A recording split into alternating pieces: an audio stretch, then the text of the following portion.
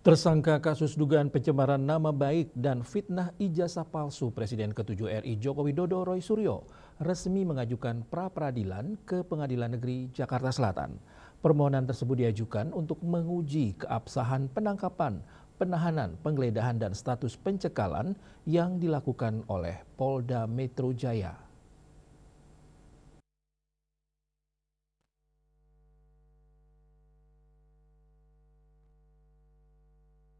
Sidang perdana pra-peradilan yang diajukan Roy Suryo selaku tersangka kasus dugaan pencemaran nama baik dan fitnah ijazah palsu Presiden ke-7 RI Joko Widodo digelar di Pengadilan Negeri Jakarta Selatan pada Senin 29 Juni 2026.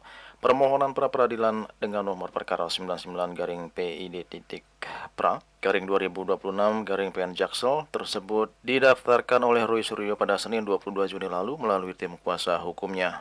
Kuasa hukum Roy Suryo, Abdul Ghafur Sangaji menyatakan langkah hukum tersebut ditempuh karena pihaknya menilai tindakan upaya paksa yang dilakukan penyidik tidak sesuai dengan ketentuan hukum acara pidana. Sangaji menilai penangkapan terhadap Roy Suryo pada 19 Juni lalu tidak memiliki urgensi hukum. Alasannya, sejak laporan polisi dibuat pada April 2025, Roy Suryo disebut selalu memenuhi panggilan penyidik dan tidak pernah mangkir selama proses pemeriksaan. Selain itu, tim kuasa hukum Roy Suryo juga menilai terdapat dugaan pelanggaran terhadap prinsip hak asasi manusia, khususnya terkait perlindungan privasi saat proses penangkapan berlangsung. Apa yang kami mohonkan di dalam surat permohonan pra-peradilan ini? Selamat datang di Yaitu Pengadilan Negeri Jakarta keberatan Selatan. kami terhadap langkah upaya paksa yang dilakukan oleh Polda Metro Jaya yang tidak sesuai dengan ketentuan hukum acara pidana yang diatur dalam pasal 158 KUHP yang baru. Ada 4 hal yang kami mohonkan kepada Pengadilan Negeri Jakarta Selatan terkait dengan keabsahan dari upaya paksa, yaitu yang pertama adalah penangkapan, penahanan, penggeledahan yang dilakukan pada tanggal 19 Juni 2026, dan satu lagi adalah kami ingin ada kepastian hukum terkait status pencekalan terhadap Mas Roy yang selama ini diberlakukan oleh Polda Metro Jaya melalui imigrasi. Ya. Nah, 4 hal inilah yang kemudian kami ingin mohonkan supaya kita buka-bukaan. Apakah upaya paksa, terutama penangkapan dan penahanan yang dilakukan oleh Polda Metro Jaya itu sesuai nggak dengan ketentuan hukum acara pidana? Sementara itu, Roy Suryo menegaskan bahwa pra-peradilan ini fokus pada pengajuan sah atau tidaknya penangkapan serta penggeledahan di kediamannya. Ia menilai ada prosedur dalam hukum acara pidana KUHP dan aspek hak asasi manusia yang diabaikan oleh penyidik saat proses tersebut berlangsung.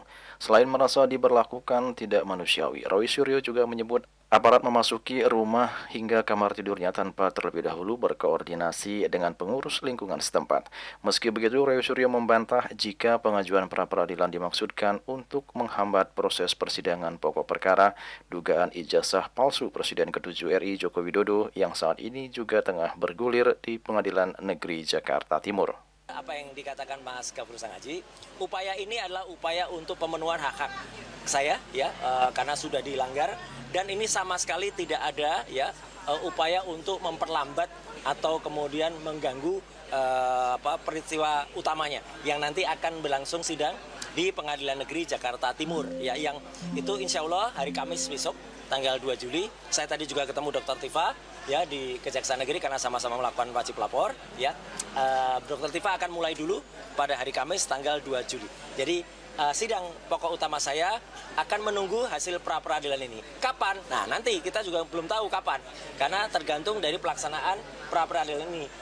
Diketahui dalam permohonan pra-peradilan, Roy Suryo menyeret sejumlah pihak di jajaran Polda Metro Jaya sebagai termohon, di antaranya Kapolda Metro Jaya, Direktur Reserse Kriminal Umum Polda Metro Jaya, serta penyidik Subdit Kamnek Polda Metro Jaya. Sementara Kejaksaan Tinggi DKI Jakarta dan Kejaksaan Negeri Jakarta Selatan turut dicantumkan sebagai turut termohon guna melengkapi aspek formal permohonan. Juli Suwarte dan Ketua Semadias melaporkan.